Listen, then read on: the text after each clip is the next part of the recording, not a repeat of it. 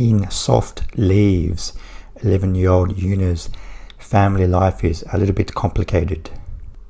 Yuna's older brother and their mother is Japanese and their father is from Belgium. That Yuna is living with her father in Belgium and her mother is in Japan. Her mother and father have divorced already a few years ago, and her mother has remarried a Japanese man and has a daughter. Yuna's older brother is in the final year of high school and is studying high school in Germany. So he's living away from home, and Yuna is comfortably living with her father in Belgium. Yuna is just finishing off the school year and about to go on school holidays, and that her and her father are preparing for a big camping trip. One day while preparing for the camping trip, Yuna is playing outside with a ball, and she kicks the ball into a tree, and she's not tall enough to get the ball, so her father comes out to help her, and when he goes up into the tree to get the ball, he falls down from the tree and hits his head. Yuna's father ends up in hospital in a coma, and Yuna's comfortable life with her father is about to be disrupted in a big way. Yuna's brother from Germany comes back to look after her, and Yuna's mother, who she hasn't seen for a long time, comes to Belgium to look after her as well. Soft Leaves is directed by Mirko van Weyenberg, and this film is her directorial debut. Soft Leaves is a very strong directorial debut. It is sort of a coming-of-age story, but it's also very much of a study on a 11-year-old girl, how she deals with change in her life. This type of family dynamic I haven't seen a lot in films. It's quite unique. Yuna lives with her father in Belgium, and she's mixed race. Her mother's Japanese, and she hadn't seen for a while. And we find out that later in the film that her parents are divorced, and her mother left to go back to Japan because her mother was sick, and she wanted to go back to look after her mother before she passed away. And then she never came back to Belgium, and she got remarried, and she has another daughter, and there's quite a lot. And when her mother comes back to Belgium finally after all these years, she brings her daughter with her, and there's a lot of tension between, especially with the older brother, because the older brother is a bit older. He's about 16, 17 in the final year of high school, and he has a lot of resentment towards his mother. Like, he basically does whatever he wants. He doesn't ask permission from his mother. He'll just go stay at his friend's house or go traveling, or he'll take Yuna to somewhere, and he doesn't ask his mother permission or anything, because he kind of feels like, oh, well, you weren't here, so why do I have to ask you? Like, are you really my mother by blood? But like, why should I I'm old enough to do whatever I want now. So but their mother, she still feels like she can tell them what to do, not in a bossy way, but when they do something wrong, because they're still quite young. Yuna's only 11 and the older brother is about 16 or 17, so they still do a lot of things that they shouldn't be doing. So she and the mother has to deal with these consequences, so she still has to tell them what to do at times. And both Yuna and the brother, they kind of push back a little bit, and they feel a little bit uncomfortable taking orders from somebody who after the divorce has never come back to Belgium and is not really in their life.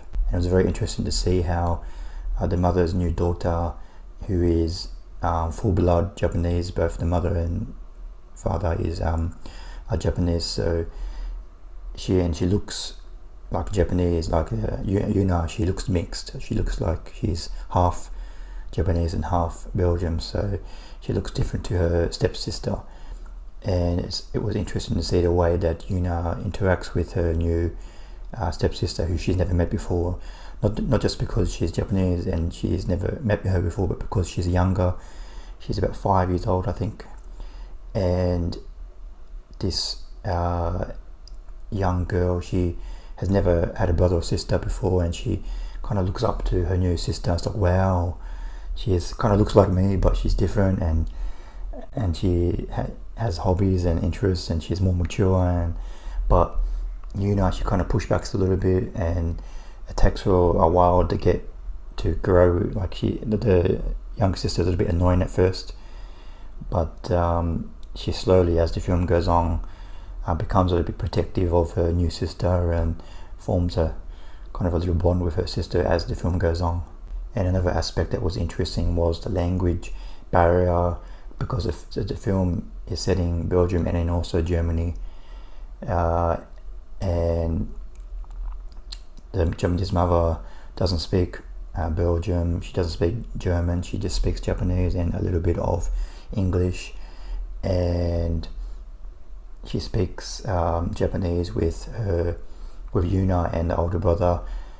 And I assume that Yuna and the older brother spoke Japanese when they were younger, but because the mother's been away for so long, they still understand most of what their mother says, but there's sometimes they don't understand some of the words that their mother says, so the mother has to translate in Belgium or in English what some words mean. So that was quite interesting.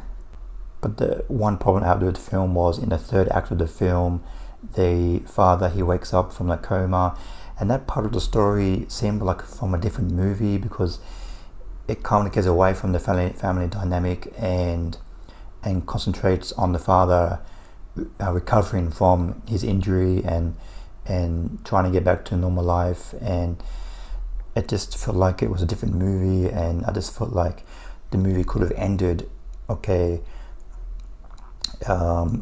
this family dynamic, and then the film could have ended at him waking up, and then okay, everything's gonna be okay. So, and I didn't really mind that at the end of the film, her father suggests, or maybe you should go to Japan and live with your mother and stepsister. Maybe a change would be good for you. And Yuna is very upset with this, a little bit scared and upset with this proposal. But I didn't mind that part of that was very effective, but I just didn't. I found that recovering of the father it took about 20 or 30 minutes, a chunk of the movie, and just felt like from a different movie. I just felt like we didn't really need that. The young actress who plays Yuna, Lil Bertie Lute, it's one of the best child performances I've ever seen, and one of the best performances period I've seen in a while. She feels like a real 11-year-old girl. She's amazing. She's quite reserved, especially in the first half of the film, and she never smiles. She's quite serious. She's very observant. She just kind of watches everybody and just observes what everybody's doing. And then as the film goes on, she starts to misbehave a lot, and when she gets upset, her face changes very slightly, and it's a very, very masterful child performance, and I was very, very impressed with her performance. I give Soft Leaves 3.5 stars out of 5. It has a fantastic child lead performance from Lil Bert Lute, and the family dynamic is very unique and interesting, and the language barrier and the family barrier. Everybody lives separately, and then everybody comes together, and it's uncomfortable and there's tension. And that part of the film was very, very interesting and unique. So I highly recommend checking out Soft Leaves. Thanks for watching. What did you think of Soft Leaves? Please comment below what you thought of the film. See you next time. Bye.